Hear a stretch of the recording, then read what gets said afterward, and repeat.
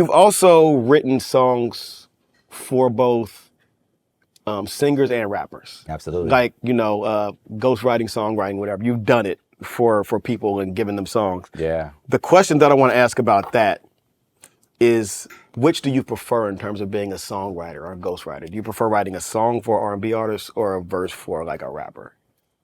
I like both elements, man, because especially when it's personal, I get to hang with the artist, because then I get to hang with you. I get to see how you think, and I'm like super mental. So I'm like in your head, you know what I mean? So I understand how you think, how you talk, how words come off your tongue, pause. You know what I'm saying? Like, Yeah. I'm hearing how you speak, how you think, and how you approach conversation. And I put that into the music. A lot of artists that I wrote to, they'd be like, how the hell did you do that? Like, you're in my head. I'm like, I am. You know what I'm saying? Like, I literally, I'm like, I become you almost.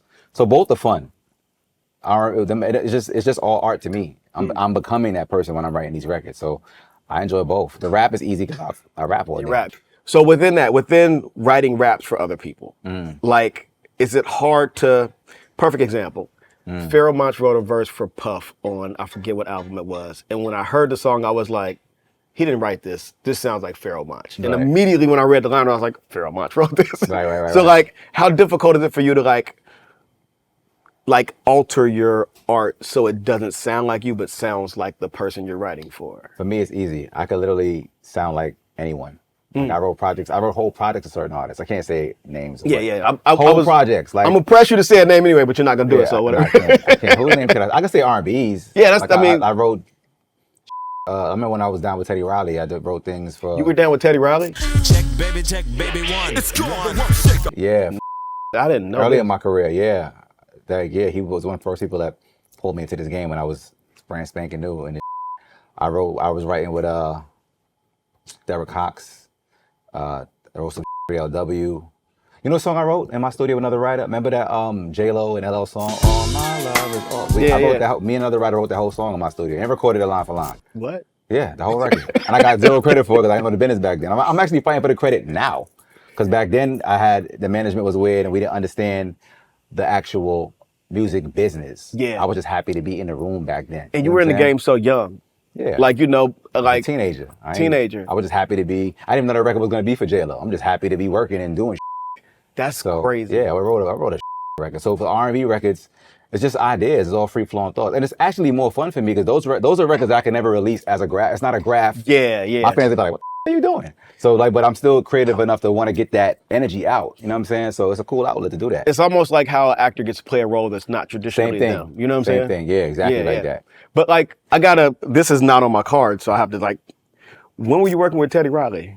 This was early in my career, man, when I first got on. So like what era, Teddy, I guess? What year was this? What there was Cox on, was it? And you had to remember. Probably like 2006, like early. That is nuts. Yeah, he's amazing too. Like, that was the first time, I could tell a quick story. That was the first time I realized that sometimes you got to stand on what you believe in. Because I was working on an intro for his album, right? I did 2 verses, and they were crazy to me. The bars were crazy. But then there was a part of the record, he was like, hey, I want you to change that. And my manager was there at the time. And he was like, I want you to change this part. And I was like, normally as a new artist, you're working with a Teddy Riley, you're like, all right, you just do what you're told and stay in line. Which is what I probably should have done in theory, but I was like, I said, I'm gonna change it, but I just wanna let you know, that dope. But I'm gonna change it, but that right there is dope. Stand no business. And he was like, nah, I just wanna see what happens if you change it. I said, nah, it's cool. I'm gonna change it. I'm just telling you, I'm gonna change it. It's gonna be equally as good, but that right there that you wanna change is actually dope, but I'm gonna change it.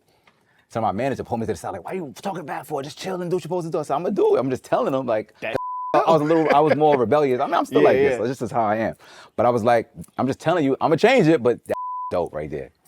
And then he was like, when I said it, I thought he got tight. So he was like, can everybody leave the room? He stopped the music. I said, everybody leave the room for a second?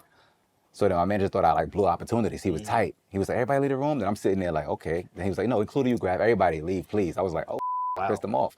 So we walk out the room. Manager getting in my ass crazy, like, you always talking back, always gotta be so rebellious, but just fall in line sometimes. I'm like, I gotta be honest. This is my truth, it's my art. I think this is dope. So then he's in there, he was mixing it and doing different drops to the beats and doing different things. And when he finished like a rough mix, he called us back in the room. He's like, you know something, Grafh? I just did a couple tweaks. You were right, it is dope. We're gonna keep it like that. I was like, Yo, that's dope, man. Word. So that was early. That was one of my early experiences in the game. I'm like, oh, it does count to be yourself and say what you got to say. Because normally we learn fair and learn to be meek and quiet and just go with the flow. And sometimes that ain't it. Yeah, I was gonna say that probably shaped your interactions further down the line. Hell where you yeah. like Teddy Riley is.